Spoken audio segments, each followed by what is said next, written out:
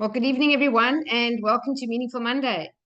Today is a very different format. We're going to be taking any questions, open questions, anything to do with personal development, anything to do with property investing, anything to do with Silver Method, Heal Your Life, Think and Grow Rich, manifesting, healing, health, anything along those lines. Please feel free to ask any question you wish. Okay, we've got the first question here. Thank you, Jan, for opening the floor. You do really honor me. Thank you. My pleasure. So my question goes back to Think and Grow Rich on the night of when you talked about decision and decisions. And I was wondering if you could expand on lack of clarity, lack of vision and drive, because I think you referred to it in that evening with that lesson, that it was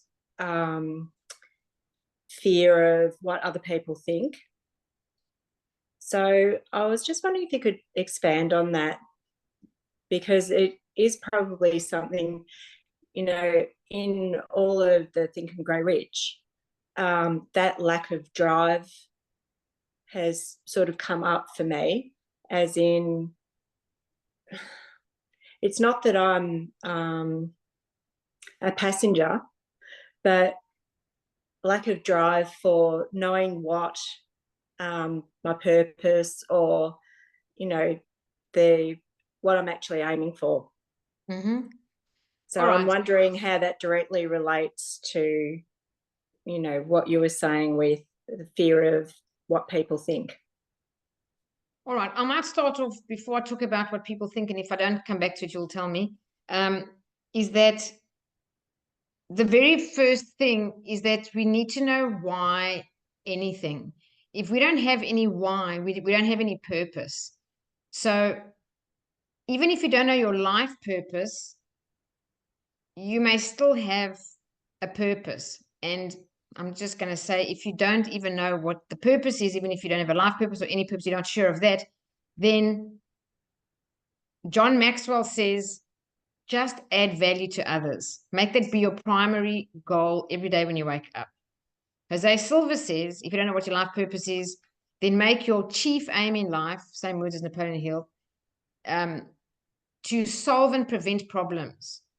That's all. Wherever you go, wherever you see. So you do feel purposeful, because if you even walked out your front door and you saw your neighbor's, I don't know, garbage bin lying in the road by mistake, and they were maybe old and there was something going on in the garden that was not okay, and you went to fix that, a simple task like that, if you added value to that old neighbor, you would have a good sense of purpose just for that moment, for that day. So when we don't know what our overall life plan is, or a divine plan for our life, so to speak, then then either add value to everyone that you meet and make that be your purpose. However, I have to say, Jan, we can't make good decisions if we don't know what we want. So you spoke about clarity, you're quite correct.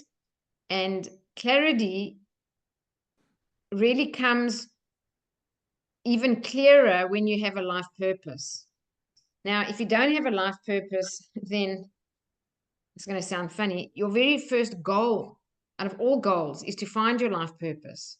Other goals come secondary. Seriously, you can have money goals, holiday goals, house goals, whatever they are. I would put everything below, prioritizing right at the very top, finding your life purpose. And it's never linear. So finding your life purpose is always a convoluted path. You just got to take the next step and follow your intuition. But you do need to find your life purpose, because if we don't have a life purpose, we don't have a way to make decisions. We haven't got a criteria through which to filter our decision making. So you do need to first have a life purpose. The life purpose becomes the filter through which you make decisions. So I'll give you an example. You know what I do for work, because you've been in many of my courses by now. So if I got an invitation on a Thursday night to go to somebody's child's 21st party, or I'm doing Think and Grow Rich on Saturday and got a full day on Friday, my instant decision is I'm declining the party. I've got stuff to do. I've got things to prepare. I don't want to come home tired. I don't want to drink alcohol in the middle of the week. I'm working full on Friday, and I've got I'm serving people on Saturday. So you can see how anything just becomes really clear. What you say no to, what you say yes to. I was offered, for example, very good money to consult in the previous industry I was in. And without even thinking about it, they could have put $20,000 an hour in front of me. I would have still said no, because it's not in line with my purpose. So I might not make $20,000 an hour doing what I'm doing in my current business, but even being paid $50,000 an hour consulting in another industry in my past life that I used to do that never fulfilled me is completely out of alignment with my purpose. So to make a decision becomes much easier now because I know what my purpose is. So your purpose has to really be the first and most important thing. Then, if you don't know what that is, as I said, add value. Then, clarity. You got to find out what it is that you want. And the best way to do that is simple, but people don't really tend to do it. And it's just to sit on your own with a pen and paper in your hand in deep reflection. You've got a copy of my book, hey, Jan? Yes. Yes. So I would go to the chapters on living on purpose and living with faith, those kind of chapters. Just go through the end of every chapter really and look at the questions. But there's a section there on the life purpose questions. Answer those questions. Besides reading them, actually take a pen and paper and fill them out and answer them. And then what I'd also recommend is that you do a meditation without any guidance whatsoever. If you've got the theta sound, because I know that you're a silver grade, you just play the theta sound and you ask yourself a question like, what is my best next step? Or, tune into source energy, 10 to 1 countdown, like we do in the silver method on day 4, and say source energy, or whatever term you use. What is your vision for my purpose in life? And just let that theta sound play for a minimum of 5 minutes, a minimum. You can go so far as 10 minutes, and don't try to think at all. Just listen to the sound. So just be in a listening mode. If you just listen to the sound, tuk, tuk, tuk, of the theta sound, your conscious mind will stop trying to think, because if you ask a question, your conscious mind gets engaged. You stop thinking, you listen to the sound, and you just relax. If you relax enough, you go from the beta level with your eyes closed to the alpha level. If you relax enough for more than 5 minutes, you'll go to the theta level. That's what you want. You want to go to the theta level because theta is a passive meditative state where it's inductive. Information drops in your head from a higher source. Alpha is a different brainwave frequency altogether. It's a light active state where you do visualization, imagination, mental rehearsal. But theta is different. You don't think in theta, but ideas fall in your head. And if you didn't get any answers, I'd just give it 2 or 3 days. I'd do it again. If you didn't get any answers, I'd give it 2 or 3 days. I'd do it again. Your subconscious will understand that you are seeking an answer. And Nancy can answer this better than me. There's something that Nancy was studying with hypnotherapy, this Gestalt loop. I'll just tell you that if you've got something you need to do and you haven't done it yet, that loop is open. Let's say you've got to take the washing out the washing machine, and you think, oh, I put the washing on and the beeper went, I didn't take it out.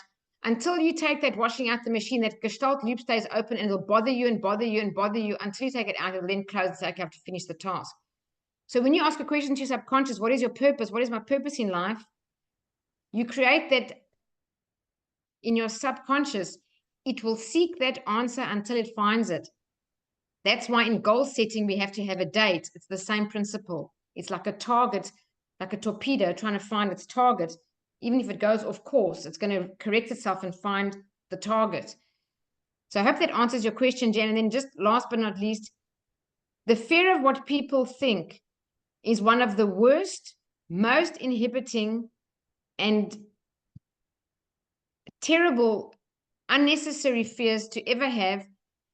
And it can cause failure, just plain and bluntly. it can cause failure in your life, because you're going to make wrong decisions as long as you care about what other people think. So not caring about what people think has to become one of the most important things you're going to conquer. I could use the word conquer because Napoleon Hill says if you conquer fear, you conquer failure.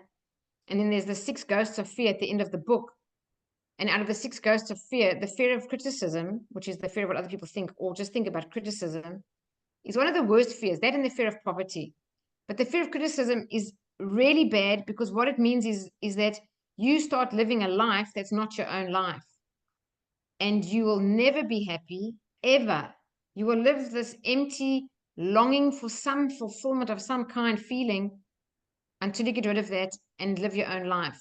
And then just to remind everyone, in the book, Regrets of the Dying, the number one regret of the dying is they say, I wish I'd lived my own life, not a life to please others. So I don't know if I've answered your question, Jen, and if I have, tell me, and if I haven't, please tell me as well. Yes, thank you very much. That's great. Just some really practical tips on, accessing that, and I will do it. Great. And I just wanted to say, to everybody here, if you have a question in your life and you really don't know the answer, we are conditioned to ask that person, to ask a doctor, to ask an accountant, to ask a professor, to ask our teacher, to ask our best friend, to ask a parent, to ask a brother or sister. I promise you, if you would only take the time to do what I just explained to Jan, take the theta sound, the silver method theta sound, just the beat. And don't give these other binaural beat things online, please. Just keep it simple. Jose knew what he was doing back in the day. It's the audio interpretation of the theta brainwave frequency. It's the simplest one. It's just the tuk, tuk, tuk, tuk, tuk sound. Just play it. Write your question on a piece of paper and just relax. First do the fractional relax, or the 3-2-1 method, or any few deep breaths, whatever you do to relax. And once you've asked that question, just make sure you have a timer next to you or a digital clock like that. And you make sure that you keep your eyes closed and you just listen to the sound. And if your eyes do peek open, just make sure you don't do anything under 5 minutes. And any information that comes to you, any information, just write it down. Do not read it. Do not analyze it. Do not think, wow, I wonder how interesting that is. Nothing. Zero analysis. Just write everything down as it comes to you. And remember, please, this is very important, especially Jan, for you asking. It's very important. When you feel like you're making it up, that's the correct feeling. Write it down. Because even in the Silver Method in intuition training, we repeat, I don't know how many times on day 3 and 4, when you feel like you're making it up, that's the correct feeling. So as long as you get past 5 minutes, or definitely getting relaxed, anything that comes in your mind, even if it's before 5 minutes, just write it down. You can analyze it afterwards when you come out. And you can always trust that guidance. And any question you have, even the example I use, I had to do an opening speech. It took me 2 weeks. I couldn't work it out. I was going backwards and forwards in my head. I thought, what am I wasting my time for? I went into my lab, played the theta sound alone in my office, picked up a pen and paper, and just sat there. And I just waited. And the next thing, it just came to me. Just the entire speech, I couldn't write fast enough. I was writing so scribbly I could hardly read it. But it took me like 5 to 7 minutes. I wrote the entire speech just like that. It was perfect. So the kingdom is within. It's in the Bible. So when I say look for information from your brother, your sister, the accountant, the priest, whoever it is, the greatest wisdom you'll find in your life is inside you. You just need to take the time to go quiet, go within, and put the question out. You really are drawing from the mind of God when you go into the theta state. You're drawing from intuition, your higher self, any term you want to give it, the universe. It's not from your own brain. Your own brain works in the beta level, to a degree in the alpha level for sure, but the theta level is when you receive. All right, thank you. Meg, you had a question.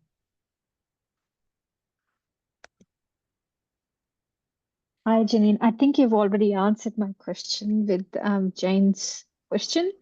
My question was, how do you visualize? Because I've tried visualizing because I read Jose Silva's book.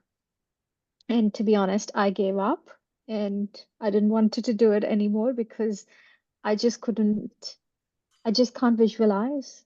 I find Okay. that very umbo jumbo kind of thing. Yeah. So I just can't imagine and feel it. And I've tried it in different settings. I've tried listening to different sounds as well, but yeah, it All didn't right. work for me. I'm going to help you right now. Right now. Okay. Are you ready? Yep. Okay. Yes. I want you to close your eyes for me. Okay. And I want you to describe in detail the room you're sitting in. Tell me what the couch looks like and everything around you, left, right, front, everything. Tell me, just describe the room. Okay, so I'm sitting on my bed, and the bed is soft with Does it have a mattress. headboard? Yes, it does have a What's it headboard, made of? wood or Okay. MDF, to be You've honest. just seen that picture. You couldn't have described any of that without seeing it. Am I correct? Yes. Great. Close your eyes again. Okay. Tell me what you had for breakfast. I don't have breakfast. I Okay, have what did you have for coffee. lunch? Lunch, I had spaghetti from leftover. Okay. As you said it, you saw it. Am I correct? Yes. Okay. Everybody on the planet can do that. Everybody. Because we cannot actually ever explain anything without seeing it. I don't know if you know that. Now you can do it with your eyes open. If I said to you, what did you have for dinner? Or describe the other side of your room. You can tell me there's nothing on the other side of my room, or there's a chair there that's that color. Anything you describe, eyes open, eyes closed, you can only say it if you see a picture. You cannot describe what you had for breakfast without seeing a picture. So the problem, and forgive me, I'm telling you this because I love you, not because I'm trying to say anything negative, is just a lack of belief in yourself. The fact that you described your bed and that you could describe what you had for lunch is evidence that you can visualize. So to ever say I can't, you have to go, you haven't done the silver method unless I don't know about it, but you haven't done it with me. But in the silver method, we have something that one of the very first techniques we learn on day one is the cancel technique. Our inner dialogue programs us. And if you tell yourself you can't do something, your brain will not allow you to do it. It actually stops the neural pathway. So if I had to work out this thing and I said, oh, I can't do that, my brain will actually stop trying. It stops actually firing. If you say, I can do this, and you don't even know how to do it, your brain starts forcing neural connections in the brain because you said, I can do this. So our words are very, very, very powerful, and they have a massive effect on our brain. There's even a book called How Words Change the Brain by two neuroscientists. So from now on, never say, I can't visualize, I can't imagine, ever. Like, never let that word come out of your mouth again. And if it does, go, oh, cancel. I'm getting better and better at visualizing. So just say that for me. Cancel. I'm getting better and better in visualizing. Great. And then all you do is practice. So you got to practice the awareness that you can see pictures. So this is what I would do. I would I'm sitting downstairs here. I'm actually at my dining room table. I would, if I had to practice, I would imagine or visualize my bedroom upstairs. And I'll start at the door coming in, and I'd go right from the left, and I'd look at everything, the skirting, the carpet, the wall, all the way down. There's a door there to the bottom. Keep going down all the way around. Then I see a night table. Then I see my bed. Then I get into detail. I go with my mind right up to the headboard and remember what it looks like exactly. The color, the texture, the material, the color of the doona, the pillows, what's on the bed, what's next to the bed, everything. You just do all of that and just be aware how easy it is. And then all you do is decide you're going to imagine something. Don't tell yourself I'm going to visualize something. Tell yourself I'm going to imagine something, because even if your visualization skills aren't developed yet, we can all imagine. So if I said to you, imagine sitting on a wooden bench on a very hot day on green grass in a park, in the middle of the park, in the sunshine, with this massive green tree next to you and a little lake in front with some water lilies on it or whatever. You could see that. You just have to imagine it and just practice. It's just practice. In the silver method, we have some people who say they can't see anything when they close their eyes. This is on day 1, 2, even 3. We do all these exercises on day 3. They get better and better. I had a guy who didn't see anything on all 4 days. He came back and reviewed the silver method 4 times in a row. And eventually his visualization skills were awesome. He could see colors and everything. Smell with his mind sense, hear with his mind sense, taste with his mind sense, and even touch with his mind sense, all senses. It just comes with practice. The most important thing is to never tell yourself you can't do something. That's the bottom line, because when you think you can't, it's just a negative self-talk, and it's a belief. Your beliefs become your living experience. So don't believe you can't visualize. Change it. Believe that you can visualize because you just did it. Thanks very much. Okay. Someone else had a question. Hello, Amanda, in the center of my screen. How are you? Okay, you're good. You can't talk. Okay, hello, Amy. Hello, Dora. And anyone else who I didn't greet yet. Any other questions?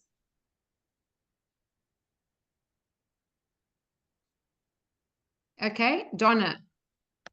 Please unmute yourself, Donna.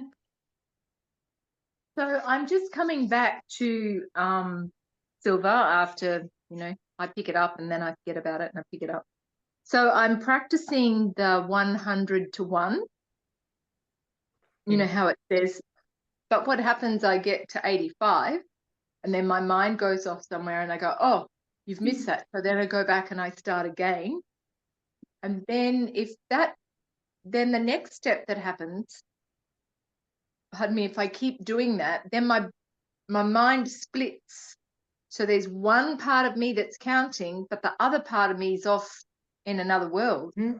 And then the other part comes back and go, but you weren't really counting because you weren't paying attention. So, and even the little things when I go, okay, so what does my counselor look like? I keep changing it. It's like, oh, it's a man in a suit. No, it's not that. It's this person. Oh, no, it's not that. It's that, that indecision, indecisive. Yeah. Yeah. All right. So the counting back from 100 to 1 myself took me ages, okay? Like absolute ages. I was practicing the silver method for several years, trying to perfect that years later because I first did the course, then I read the book. Don't start with 100, start with a 25 to 1. That's the first one you start with. When you've banged that and you've nailed that, then go to 50 to 1 and then go to 100 to 1. To do 100 to 1 countdown is a huge, huge achievement for any person. So what I did was this. My mind also goes off for the fairies over here, and then I've got the counting over there, and I think, oh, well, I'm not doing it properly. Lift your finger. And, in the olden days, in the 70s or whatever, if you went to an airport or the stock exchange, all those numbers would flick and the letters, I'm talking about on those boards. Yeah, and the noise. Yeah, click, click, you click. just imagine the number 25 on those rolling numbers, and you just have your finger here on the, it's back to front for you, but this is for me. On this side is the 5 of the 25. And I just go 25, 24, 23, 22, and I count backwards like that, just doing this, flicking. Now, you don't want to be flicking always, but you just prove to yourself, if you do this, it helps keep your mind focused. Because the problem when a person can't hold their mind to do the 25 to 1 or the 100 to 1 is because we don't spend enough time eyes closed. We don't spend enough time meditating or visualizing. So our mind is conditioned to the 3D world. So when you operate in 2 dimensions, the physical dimension or objective dimension, when you use your hands or physical moving, that's the objective dimension, and you're using your mind with your eyes closed in the subjective dimension, it's much, much easier. That's why in the silver method, we have many techniques. We use our hands. It becomes easier, not more difficult, easier. So you just flick the numbers and you'll see you'll get from 25 to 1 probably the first time. If you don't just practice, you'll get it quickly. And then relax your hand and imagine yourself flicking the numbers. So you just still imagine the finger, because as long as that finger's moving, you have a focal point. You want a focal point to help you visualize and concentrate, because it's silver mind control method. So you want to control the mind. If you can do that from 25 to 1, success. Now give it a go with 50 to 1. If you get it or don't, keep going until you get 50 to 1. And then eventually we go to 100 to 1. The other thing is, when you do the countdown, you must sit up. You can't do this lying in bed, you will fall asleep. And there's nothing wrong with you. Everyone will fall asleep. That's how I go to sleep. If I need to sleep, I just start counting backwards and I'm asleep. So sit upright and make your spine straight, even if it means you must move yourself up the back of your chair or put your hands at the end of your knees. If you fall asleep, your hands conk, but stay upright. And your idea is to stay focused. So if any time your mind doesn't focus, you either use your hand or imagine, once you've practiced that, visualizing yourself turning the numbers somehow. So you've got to imagine something.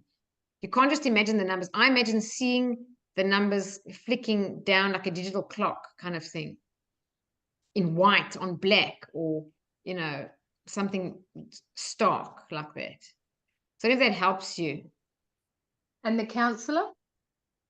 Okay, and it's similar to what Meg said. When we have negative self-talk, we're going to have negative results. So when we tell ourselves we can't do something, or something doesn't work, or I don't do it very well, or I'm getting confused, or this is always an issue for me, every time you claim that, you just reinforce that. So the silver method techniques is all about, well, the cancel technique, I just have to say this. The cancel technique is the most underestimated technique in the entire silver method. That technique alone is enough to change a person's life, okay? Like significantly change your life. If you think of Louise Hay and her work, how people healed themselves from all kinds of cancers and multiple sclerosis, things that people thought were incurable, purely using affirmations. Louise Hay did the silver method. She even calls the exercise mental house cleaning. She doesn't actually specifically say cancel, because she probably didn't want to be exactly a carbon copy of Jose, but she did the silver method. But she uses affirmations. So I've got 2 counselors that change all the time. Cancel. Just say, I'm getting better and better at using my male counselor, at seeing him clearly, or I'm getting better and better at visualizing, or I'm getting better, whatever the thing is. And the only thing I can say is practice. So everybody here from time to time has self-sabotage. Self-sabotage shows up in all kinds of ways. People think it's got to be this big, ugly thing that shows. It's not the big, ugly thing. Self-sabotage can be procrastination. Self-sabotage can be just eating unhealthy. Self-sabotage can be not getting enough sleep. Okay? You do it over and over, then you end up being tired, and then eventually maybe get the sniffles. I mean, it shows up everywhere. So it even shows up when we're trying to use our laboratory and counselors effectively, and then we're seeing this and we're seeing that, and then we tell ourselves, I've got this problem now.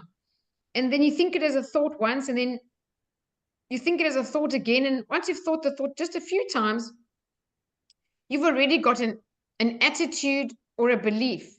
And then this is the truth. We create our beliefs, and then we prove them back to ourselves. So we might even have something happen twice, and we have a belief. This is how fickle the human mind is. If a person got up and stood on their foot out of bed in one morning and their right foot was sore, they thought, I've got a sore foot. They carried on with the day. If the next day they woke up and their foot was sore, it only happens twice. They already have formed a mild belief that there's something wrong with my right foot. It's sore when I get up in the morning. That's just a thought they've thought twice. The third day they wake up and they have this already put in their head. When they stand, they actually expect probably to get a pain in their foot. And then they think, I do have a problem with my right foot. Then they've created it. Literally.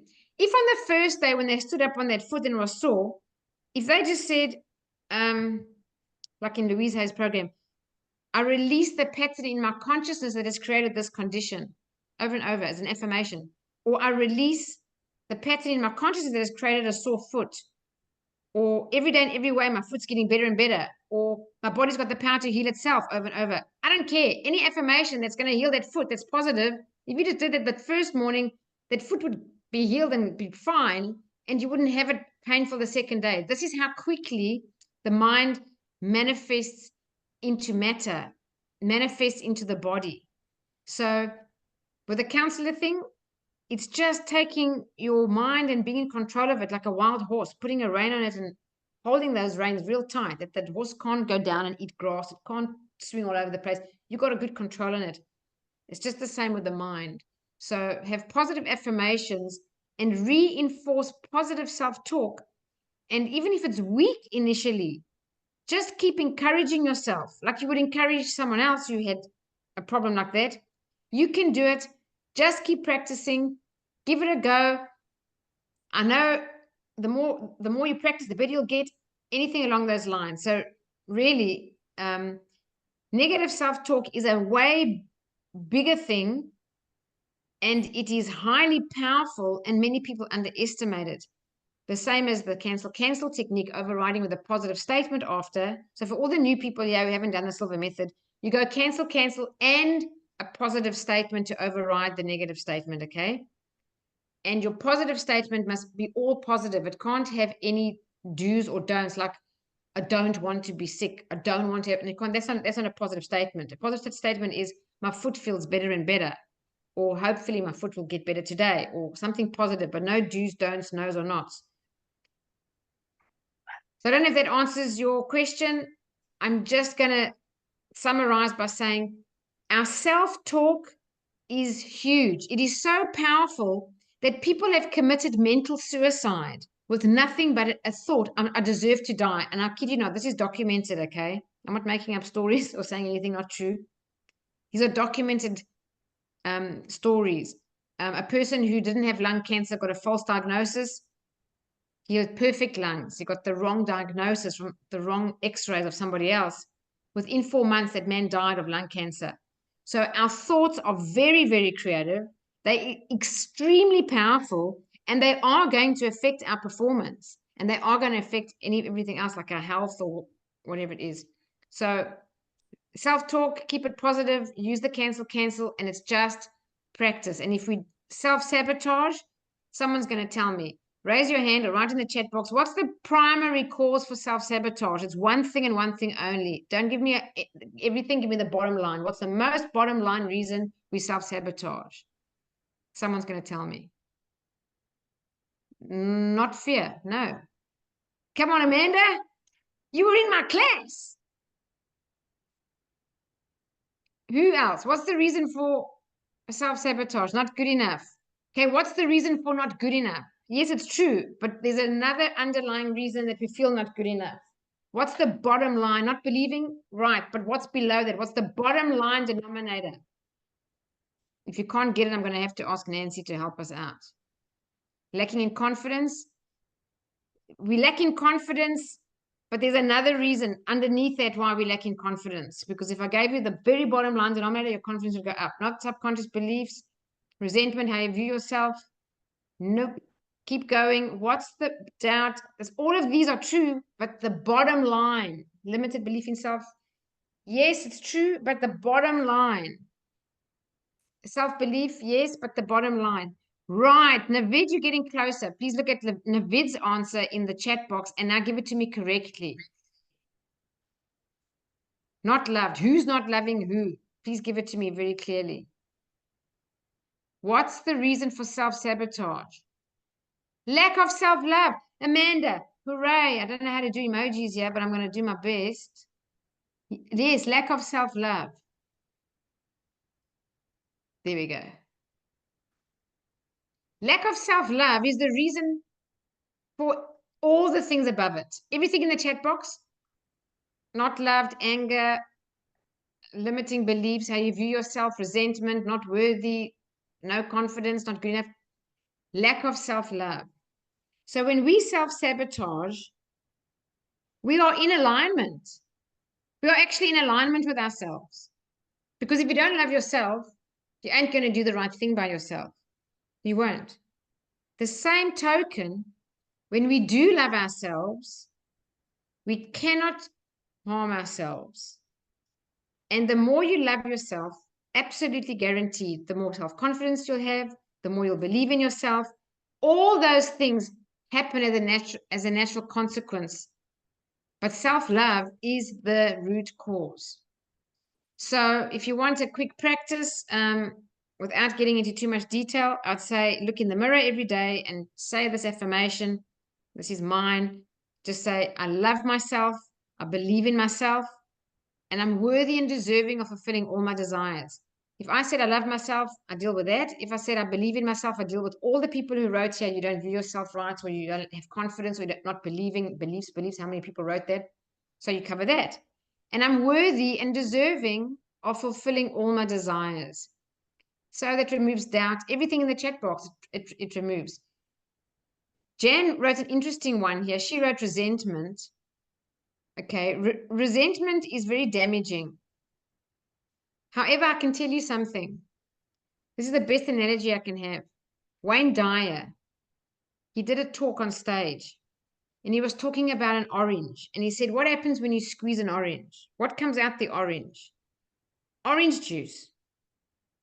He said you can squeeze any orange anywhere in the world throughout of eternity. And whenever you squeeze any orange, you're only going to get orange juice. You cannot get apple juice or pineapple juice or tomato juice. You can only get orange juice. So if you loved yourself like this cup, more and more and more and more and more, till this cup was full of self-love, you cannot actually have resentment or any negative emotion, anger to anybody. Because if you squeeze a person, put them under pressure like you squeeze an orange, what comes out of them is what's inside them.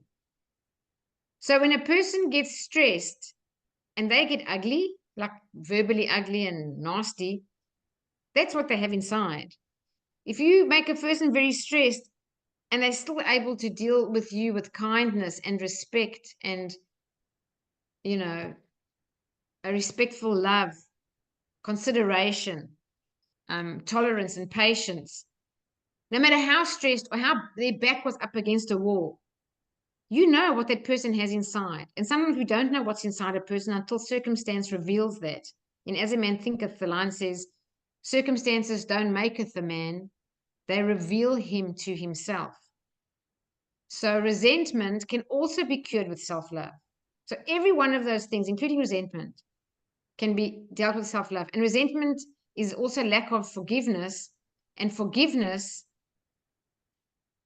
is a choice. And I'll tell you this is going to sound really weird if you haven't heard this before. If you haven't done Love Yourself, Heal Your Life, just by the way, you have to do it. Everybody on the planet needs to do 10 Heal Your Lives just to get started. And I mean that. Not because I'm setting the program. Do it anywhere you want. But you must do Heal Your Life. And if you've done Heal Your Life and want to comment on how it changed your life, please share with the others. It completely changed my life. The Louise Hay Love Yourself, Heal Your Life program, which I train. When I did Heal Your Life, the first time, and worked on issues, and there were lack of forgiveness with the family members, I thought I'd made some progress, but I hadn't really made proper progress. I did Heal Your Life a second time, and I focused. So first, also on a family member, I focused again, and I thought I'd done a lot more this time. And then I got triggered like 2 weeks or a week after doing the course. You thought you did all your work there, but obviously you haven't done enough or whatever you're trying to do. And as I did more and more deliberate forgiveness and still got triggered and had these moments where I just get really, really angry with the very same person for the very same old things, like it happens with us, we're human beings. The reason sometimes that we don't want to forgive is that we don't love ourselves enough. Please, my friends, that sounds funny. But I realized this from my own experience, because the more I was working on self-love alongside and separate to trying to do all this forgiveness or actively doing this forgiveness, the more self-love I did, the easier it was for me to forgive, or the more willing it was, because when I loved myself more and more and more, I got to the point where I didn't want to hold resentment. I didn't want to hold negative emotion. I didn't want to feel angry. I don't even like the feeling. But I loved myself enough to say, this is it. I'm done. It's over. I'm doing whatever I need to do. I'm going to heal this relationship. And as a result of that strong intention, I did. So doing Heal Your Life for the third time, not knowing what I was actually going to work on, I just went with an open mind. Massive blind spot revealed there, and it was lack of self-forgiveness. Now, that only showed up on my third round because my self-love had to go up each time. Only when my self-love got up enough was I then ready and prepared and willing to forgive the last person in the queue, myself. Why would I forgive myself last? Lack of self-love. So we always need to do self-love. It will heal and resolve every single problem that's listed in this chat there. And when you talk about self-conscious beliefs, people put subconscious there. Your self-love is in your subconscious. Your self-belief is in your subconscious. Your self-esteem is in your subconscious. Your self-image, fat, thin, pretty, ugly, whatever, is in your subconscious. The way you feel about yourself, self-confidence is in your subconscious. All your beliefs and all your habits, all of that runs the show is in your subconscious, not your conscious mind. So when you do self-love, you change that. You actually change the program that runs your life. So I hope that answers the question. It was quite a long answer, but I think it's important to just elaborate there so we really understand what's the bottom line cause. Okay, who wants to ask a question? Great, Dora and D. There's a die, sorry. Is it die? Die. It's die, Yeah. right? Okay, die, go for it. So back on the manifestation, I've been doing some work on that because I'm starting a new business, and I'm trying to wrap my head around when I'm doing that meditation in the beginning, it says have a goal date of when this is going to happen. Mm-hmm. So I can believe it and feel it and all of that sort of stuff. But when I'm trying to do a date, I kind of feel like I'm making stuff up and it's not quite real. And and am I putting myself into a situation where I go, okay, well, I would like this in 2 months. So I feel like I'm not being unrealistic, or should I just go in and do the whole theta thing and say when? Does that make sense? Yeah, I don't think you need to do the whole theta thing. I think you just need to pick a date. And the only reason a person doesn't pick a date, why do you think they wouldn't pick a date? Why do you think not you, but why do you think someone else? Maybe they've got a big goal and they want this big goal. They say, well, by when? So make it specific. I want this. And how do you measure it? You can measure this. And by when? And they like, don't want to give you a date. Why do you think they wouldn't give you a date? They don't really want it? No, let's say the person really, really, really wants it. But they're reluctant to give a date, or they're hesitant, or they pause, or they Fear of overthink failure? it. Correct. Fear. So we have this fear that if I get it wrong, or don't get it by that date, gee, I failed. Or I'm a failure. That's worse. I failed, no big deal, but I'm a failure. That's very damaging. So people have this fear. You have to put a date down. If you don't put a date down, the subconscious hasn't got a target. You've got to actually understand that the subconscious is there's a book written by Maxwell Maltz called Psycho-Cybernetics. And psycho mind, cybernetics is a goal-seeking apparatus. So torpedoes use cybernetics. So a torpedo goes from here to here, but if it goes too far to the east, it's got a little signal that says it's gone off course 15 degrees to the east. It has a correcting mechanism and it turns and it goes all the way there. But now the target's here, it goes too far to the west.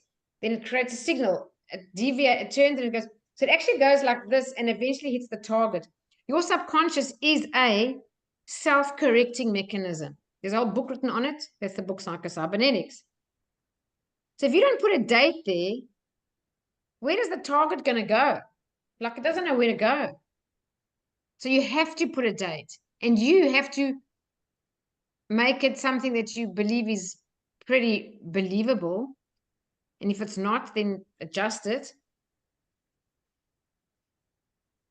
And the other thing is we have to change our relationship, everybody does, with failure. So I don't really believe in failure. I don't believe in it anymore. I used to be the most failure averse person ever. I only wanted to do things I'd succeed in. That's my whole life. I was very competitive. I was in competitions and extramural activities, but I only did things that I was good at. I had a terrible fear of failure until I joined the John Maxwell team. So John Maxwell's the world number one leadership author. And in 2013, I was sitting in a conference there, and John Maxwell said, if you want to reach the height in your life of some amazing goal achievement level, if you want to live to your maximum potential, you want to really, really succeed and, live your dreams, you must embrace failure. And I thought, what? No. And he kept going on. It was a whole talk about it. And we have to embrace failure because there is no such thing as failure. There's only, you're going to give this a go and take some action and you'll get a result. That's feedback. So from that result, you go, well, I didn't get exactly what I wanted. So what can this teach me? Well, it can teach me that if I did it this way, it doesn't actually work. Okay, well, then I learned something. Great. Then it's got value. Give it another go. And you keep giving it a go and giving it a go. And your mindset is, I will keep giving this a go until I achieve my goal, because persistence, we're just doing Think and Grow Rich at the moment, Di. So I'm just letting you know. In the book Think and Grow Rich, persistence is one of the principles.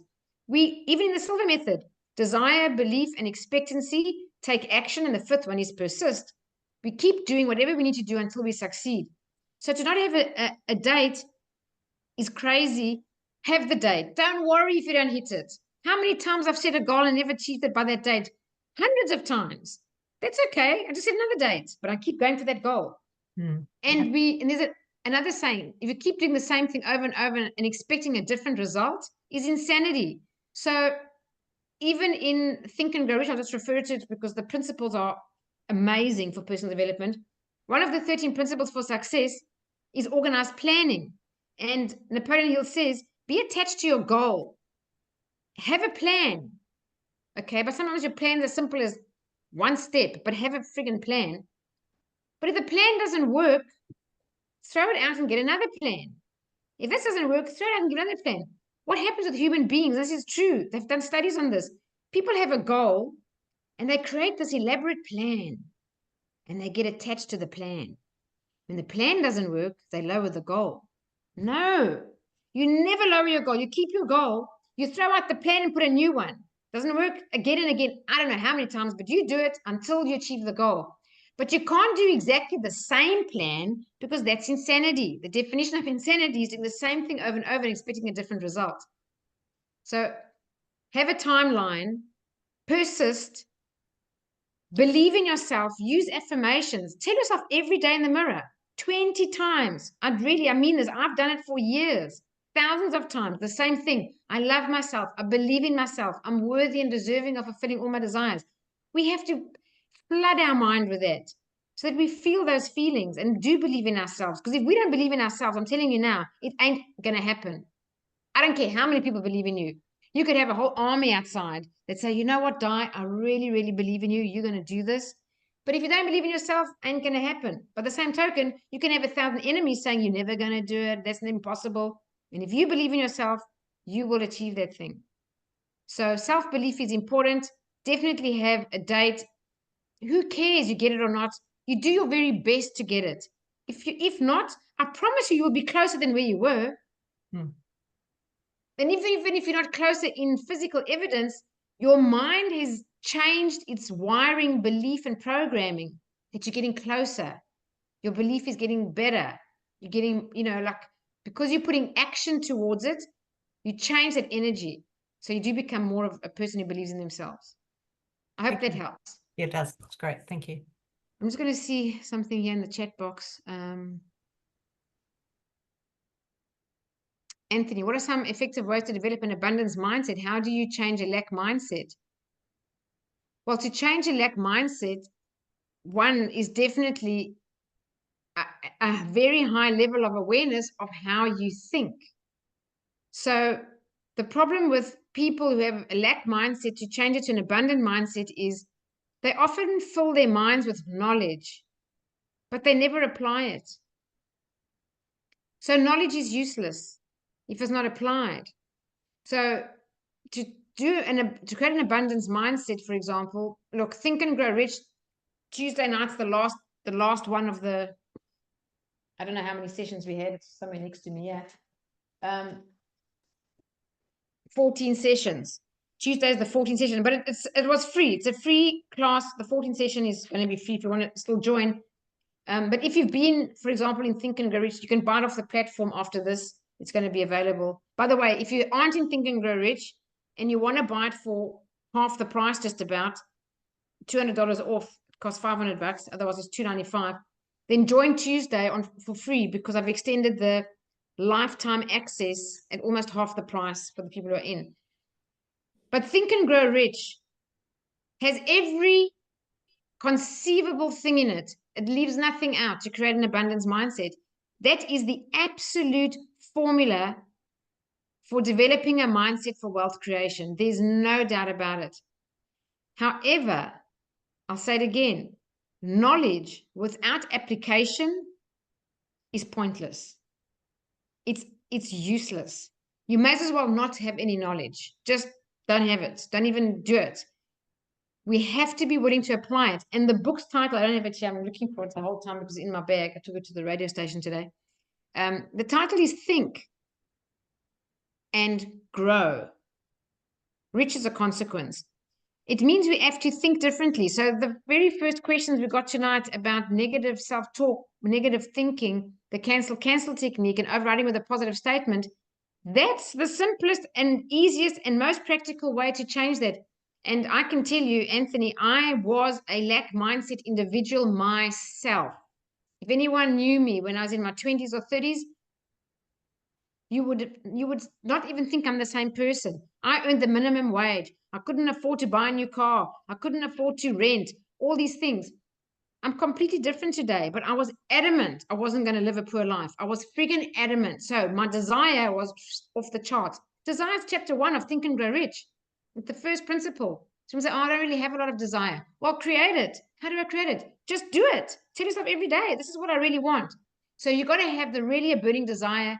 The book says an all-consuming obsession, but a healthy, positive one, not a negative kind of obsession. A healthy, positive obsession, which is filled with something you really want because you love that thing. And if you don't, you've got to create it yourself. But the thinking is the beginning and end of abundance versus poverty. It's thinking. It's not a mystical thing. And this is just an example. Always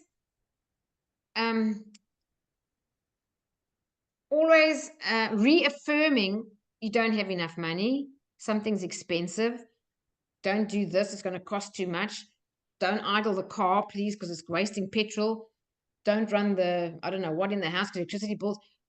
This penny consciousness is an absolute lack mindset, because you keep on saying, I can't do this because I don't have enough, I can't do that because I don't have enough, I can't do that because I don't have enough. So you're actually developing a lack mindset, and that's just thinking. So you could say, oh, but I can't be reckless now and do all these things and waste all my money. No one's saying to you be irresponsible, but you have to think as if you're wealthy. Now, we can all pretend, we can if we want to. If I said you in a drama class for 30 minutes, guys, all of you need to act like, if you're a man, you've got to act like a woman, or if you a builder, you've got to act like a ballerina. You can act if you want to. How about telling yourself in your mind that for the principle around money, you're going to think as if you are in an actor's outfit of a wealthy person. How do they think? How do they speak? Does a rich person ever complain about the price of tomatoes when they go shopping? Or no, they don't. You can be aware, but we don't reinforce that. So I'll just give you an example. My one mentor said when he grabs the handlebars of a trolley and he goes into Woolworths or Coles, before he goes in the store, once he's got his hands on the trolley to pull it out, he says to himself, and this is when he was broke, okay, and in $150,000 of debt, nowhere to sleep, in a friend's couch, hands on the trolley, I'm going in, I'm a multi-millionaire. That's what he told himself over and over and over. Walks in and he shops like a multi-millionaire. buying healthy food, reasonable things, not wasting money. But the whole time that's in his head. When he pays, he says, thank God I've got so much money, I can afford everything in his head. Thank you all the time. So grateful, so grateful. If he ever went to meet someone for business or in a restaurant, as he walked over the threshold, I'm a multimillionaire. So that's just exactly that. He just over the top changed his thinking. That's over the top. But initially you need to do that because initially it's what we call in the masterclass, mind over matter. You got to force it initially. But with mind over matter over and over, eventually you start to take actions in alignment with that kind of thinking. That's when you create the money, because then you're going from mind into matter, because you're actually acting with action back of that thinking. And as you do it over and over again with consistency, that's personal growth. You will change. So just from my own personal life, the work that I did to change my lack mindset was relentless. I'm just telling you, I was relentless. I was so averse to being poor. I could not handle it. I could not friggin' tolerate not having to have enough money to buy a car that wasn't working, like to buy a car that was working because mine wasn't working, or I couldn't buy a new car because I couldn't afford the car insurance. Honestly, my first time I bought myself a car, my partner paid my car insurance. It was a horrible feeling. I was like, I'm never going to be like this. I did everything. I have not stopped studying manifesting since I found content on it. I'm going back so many years. When The Secret came out in 2006, I studied everything written by the authors in The Secret. When I found Bob Proctor and he writes books about money, I did everything of Bob Proctor. I did everything of Mike Dooley. I met Mike Dooley. I've listened to his one program kid you not, over 100 times. The Science of Getting Rich, I got it as an audio program. I've listened to that definitely more than 100, maybe 200 times. The same audio book. When I was working in corporate, I take public transport. It was the only book I listened to. I'm not exaggerating, guys, for 3 years, every day of my life. It changed my results completely. So I'm not poor anymore. Not at all. I've got a property portfolio. I'm earning more money now than I did as director working in corporate. I'm not saying that to brag. I'm saying that it's all a result of your intention to work on yourself. You've got to be willing not to change your results. Sorry. You've got to be willing to change yourself. It's harder. Everybody wants to change the results. Everybody wants to change the results. Ask an audience, who wants to change the results? All hands go up. And who wants to change? No hands go up. Maybe 2. So we've got to be willing to change ourselves. So that's the answer. We've got to get out of our comfort zone every single day with a very strong intention to think, speak, and behave differently. Gratitude journal all the time. Gratitude journal every day of your life and express gratitude mentally all day long. Do you know that I express gratitude walking to get a coffee? I express gratitude driving from A to B. Everything, just sitting waiting for someone, look up at the tree in the sky, I'm expressing gratitude. Gratitude is a very powerful prosperity creator. I hope that answered the question. So lack mindset, I can talk about that for 10 hours. I can talk about that for 10 days, actually. There's so many methods. And visualizing, you've got to do it all. You've got to visualize, positive affirmations, gratitude journaling, always be reading, studying, or learning content about money, about abundance, practicing abundance everywhere. When you shower, thank you for the abundance of hot water. Not that you're going to run the hot water 24 hours a day for 1,000 days, but you know, if you did, it would run. So the knowledge, the knowing of that, I'm abundant. There's an abundance of hot water. There's an abundance of everything. Everything. There's abundance of grass. There's abundance of coffee in the world. How much coffee is there in one suburb? There's an abundance of cars. There's abundance of, you name it. There's an abundance of everything everywhere all the time. So tune into abundance and see it everywhere and then claim it for yourself. That's prosperity. And for me too. So where are you abundant in your life? Compare yourself to people who are way less fortunate than you are. I'm from South Africa. The majority of the population, sadly, is very, very poor there. Really poor. They live in squatter camps. They don't even have toilets in their own home. They don't even have walls. So just think about people. There are more people in the world like that than what there are people living like we do. We live a really good life. So how about sitting for 10 minutes a day, every day, or throughout the day thinking, How grateful I am. I've got a car. How grateful I am. I live in a beautiful house that's warm. I've got heaters. I've got this. And use the things you have like an abundant person would. So you can't skimp and save. You can actually afford it. So don't skimp and save, because that's a lack mindset. All right. I hope that answered the question. I do have a question. Amanda says about teaching my 8-year-old how to meditate. Great. He has really enjoyed the short relax. Great. Before sleep, but now difficulty focusing on it and will fidget. Wasn't doing it before. It's a hit and miss. Just practice, Amanda. Just say well done. High five to you. Just be aware of the child's food, drink, and screen time. It might help, okay? Stimulants, sugar, anything that can get them higher, and definitely no screen time, as little as possible, but definitely not 2 hours before bed, not even TV. If you can get the kid off that, I don't know what they can do, but that would really help. And just persist with relaxing. Just persist. Yeah.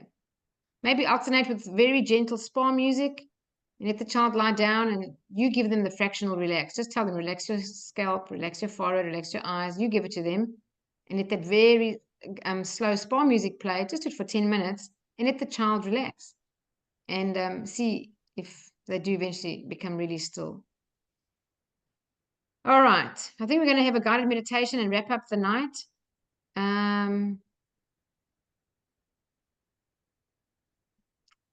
What if you keep moving your goalpost due to procrastination? Donna, you would have really would have been valuable for you to have done this Think and Grow Rich masterclass. If I was you, I'd buy it. It's $295. You got lifetime access to 24 hours of teaching. There's a whole lesson of an hour to understand what procrastination is, which is lack of decision making.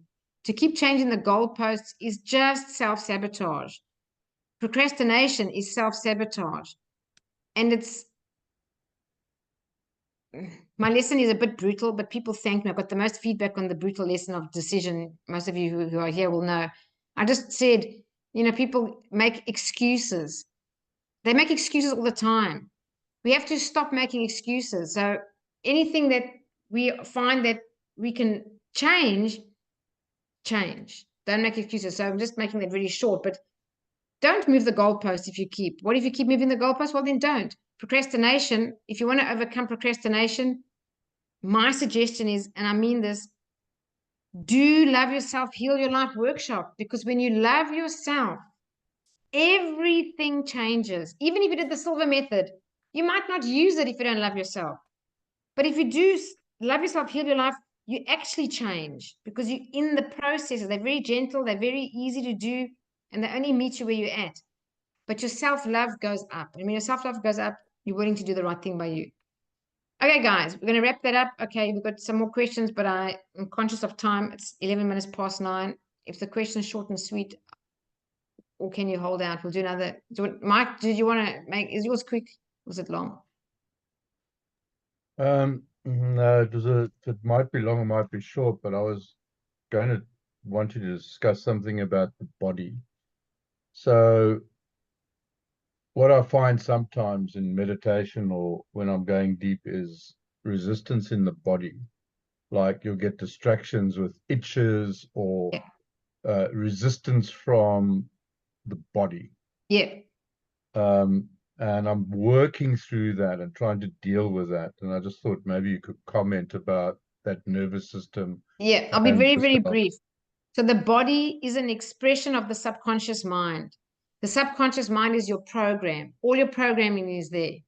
So when you're doing meditation, you're going from whatever you are to being more relaxed. You're changing and reconditioning yourself. So we all have, to a degree, resistance to change. My suggestion is meditate more frequently and for a little bit longer. It'll go away. You've got to persist. If you do it on and off, I don't know if you do it every single day, or do you do it on and off? Hold on, I can't hear you. I can't hear you. You're in mute. I meditate every morning. Sometimes I wake up at top as 4 or 5 o'clock, and I'll meditate until about 6. Lying in bed, and I do guided meditations. I do deep relax. I do various things, and end with a silver mind, and do healing and so on. but I noticed this interference is starting to come in. It's a resistance. Yeah, no, I understand it, you know, but I just wanted to comment because it's, I think, part of drifting mind, part of all that. Yep. So I'll just give you an example. This is a perfect example. When I spoke earlier tonight, we create our beliefs and then we prove them back to ourselves. Change that belief. Never ever say again, I'm starting to develop, my body's itching, twitching, and when I'm trying to meditate, cancel. I'm getting better and better at relaxing deeper and deeper. And when you're going to relax yourself, I'm getting better and better. I'll relax deeper and deeper every day in every way. I'm getting better and better and better. Your self-talk, guys, is the beginning and end of your life. It's everything. Think and grow rich. The first word is think. That's self-talk. How we think is self-talk. You can call it any name you want. It's how the thoughts run in your mind. So whenever we have a negative belief, just change it. We create our beliefs and we prove them back to ourselves. Change that belief. Never ever claim again you've got any itchy, twitchy resistance going on. Claim every day that you're getting better and better at relaxing, calmer and deeper. And even if you use the word just in your mind, calmer, deeper, relaxed, or I'm relaxed, I'm relaxing more and more. It'll stop. It'll stop. All right, I'm closing questions now. We're going to meditate. Are you ready to meditate? Grab a pen and paper. Oh, before we do the meditation, I just need to have, if you enjoyed the Q&A, I need to know. If you didn't, tell me, and I'll do Meaningful Mondays. Otherwise, every now and then, I will do Q&A. But I just thought people want to ask questions sometimes. We don't get time. So if you did enjoy Q&A and you found this valuable, then just let me know. And if just put a 1 if you like it and 2 if you never liked it. I'm not judging you. I'm not taking anything personally. I'm here to serve whatever you wanted. Okay, we've got several 1s. If anyone didn't like it, please put a 2 there. Don't be afraid. I'm not gonna say, oh, you're a bad person. Okay, would you like to have another Meaningful Monday like every other month of Q&A? Then put a 7 in the chat box if you'd like it every now and then, a Q&A. I've never done this before, so all right. Okay, well, there's 2, 3, 4. All right, we'll do it again. Thank you. I didn't know. I now know. Thanks, guys. All right, so grab a pen and paper. You're going to do a guided meditation and write some answers at the end. Just remember, for those people who are new, you write down your first impressions. If you feel like you're making it up, that's the correct feeling. Just relax. So you're going to listen to my words, and I'm going to play a little bit of sound here. It might not be perfect, the sound, but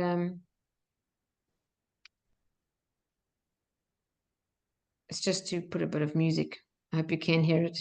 If you can't, it's okay.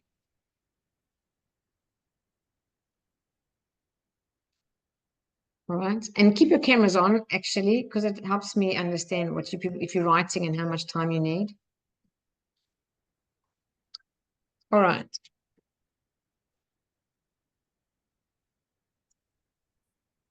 To find a comfortable position, close your eyes. Make yourself warm. Take a nice deep breath in. And as you exhale, just allow your body to relax.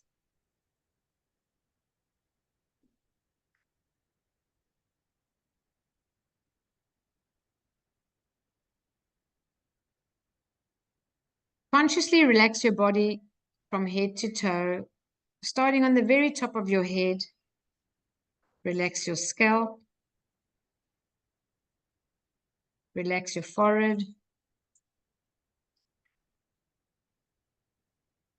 Relax your eyes, your cheeks, your jaw and tongue, your whole face. Relax. Relax your shoulders. Drop your shoulders and actually feel your shoulders relax. We hold a lot of tension in our shoulders. Make sure they are dropped and soft and relaxed, all the way down your arms into your hands. Consciously relax your back from your neck all the way down your spine. Just continue to breathe deeply, slowly, and rhythmically. Take a nice deep breath in, and as you exhale, relax your chest.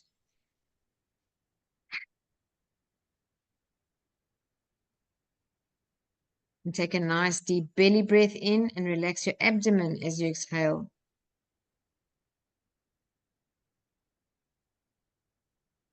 Relax your thighs, your knees, your calves, your feet. You are now experiencing a nice state of deep relaxation. Enjoy this wonderful feeling of being deeply relaxed.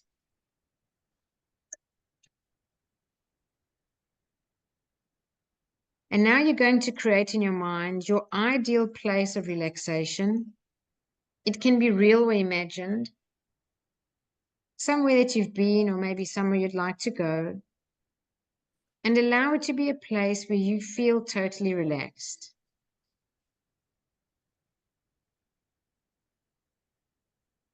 Just begin to experience this place of relaxation right now. If you're not sure what to imagine, I imagine either lying on my bed or sitting in front of a very still lake where the water is like glass. Nothing is moving. Very peaceful.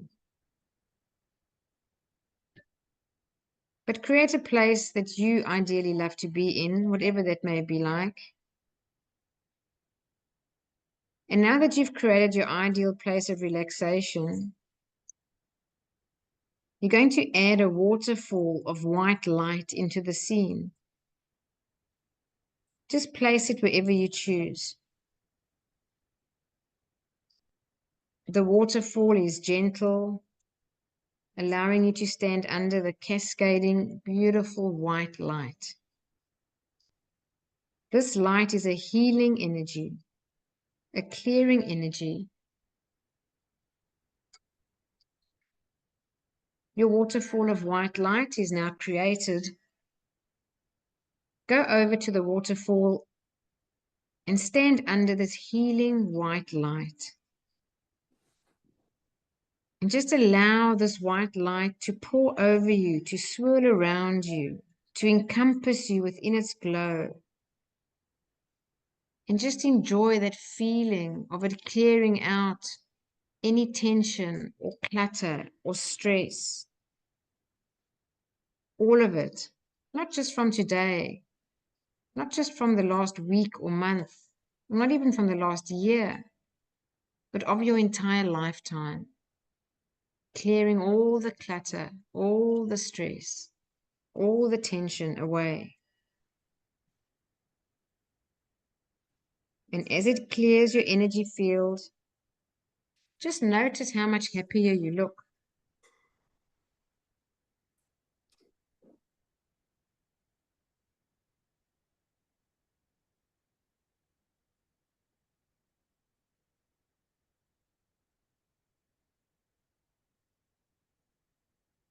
Just notice the smile on your face.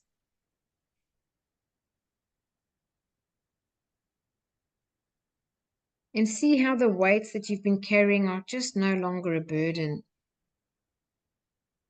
And notice how your energy field is expanding out now, radiating love. Remember, this waterfall of light is always available to you whenever you need it. All you need to do is close your eyes and imagine your ideal place of relaxation and immerse yourself in this healing white light. Now take a deep breath, relax even deeper, and mentally repeat these statements. Every day, in every way, I am getting better, better, and better.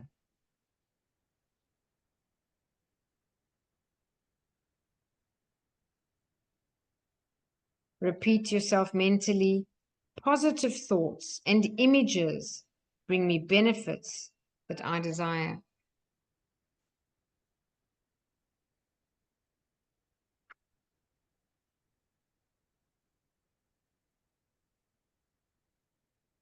I will always maintain a perfectly healthy body, mind, and immune system.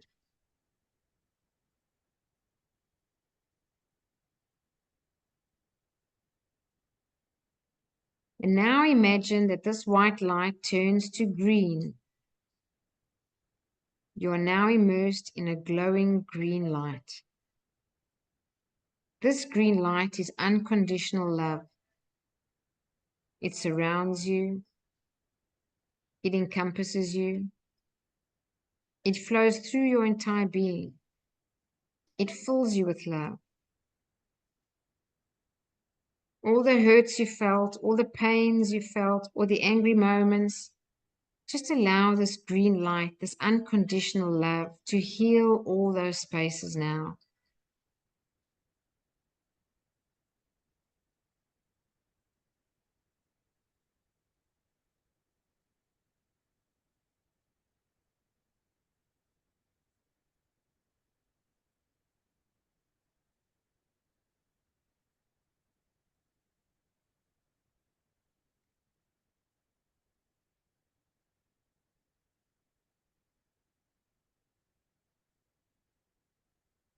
You are an amazing human being.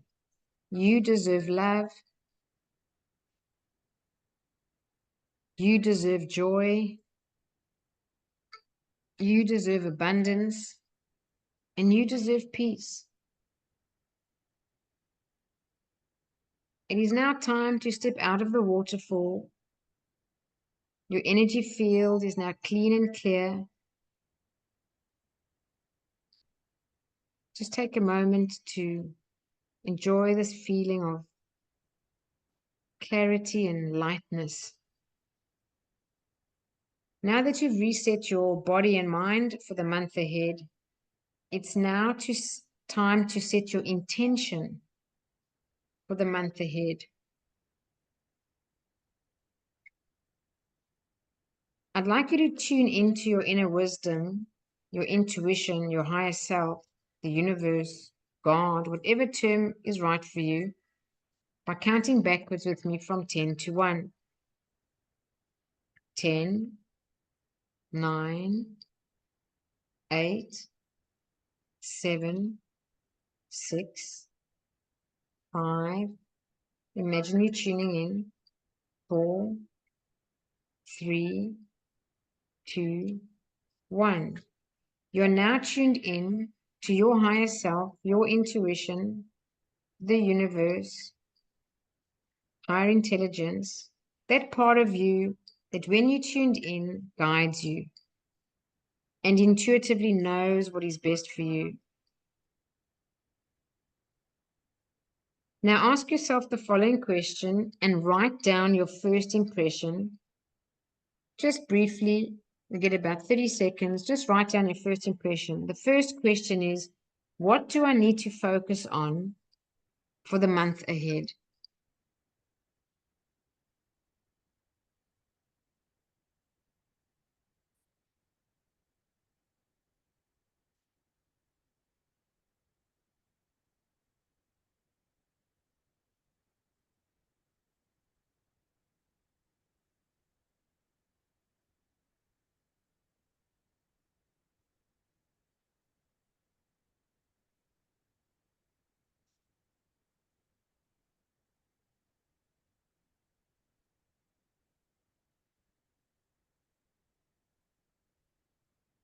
Remember, if you feel like you're making it up, that's the correct feeling.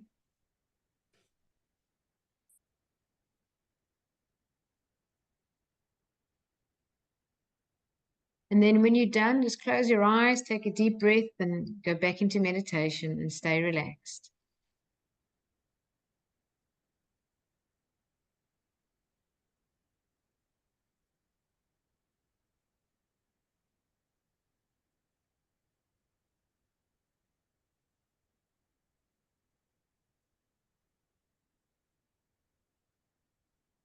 Okay, relax.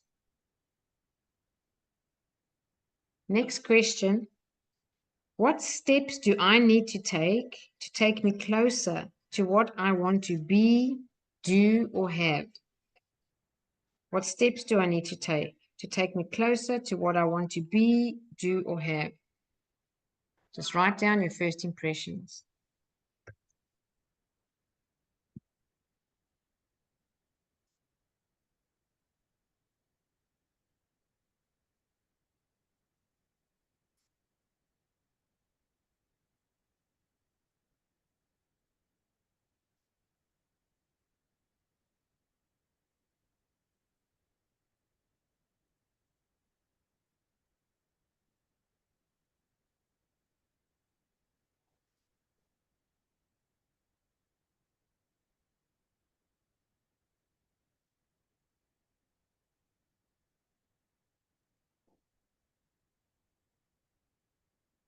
And then take a deep breath and relax.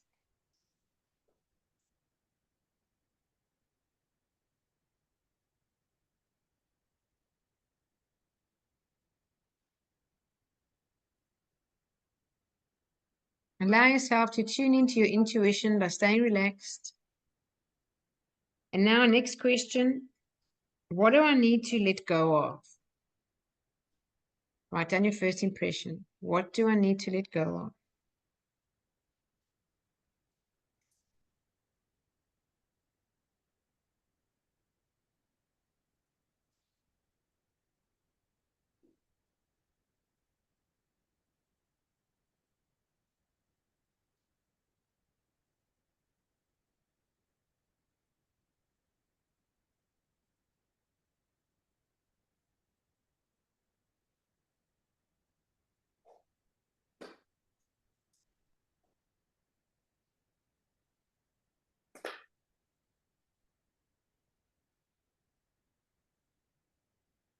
And when you're done, close your eyes, take a deep breath, relax.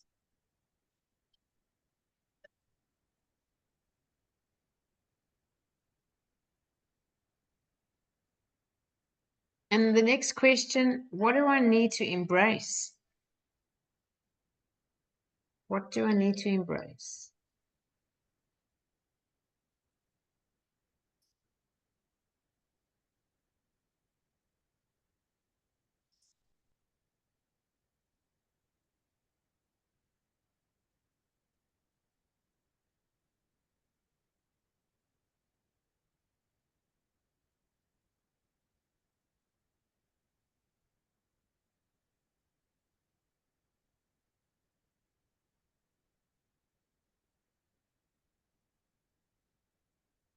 And last question, is there anything else I need to know or do? Is there anything else?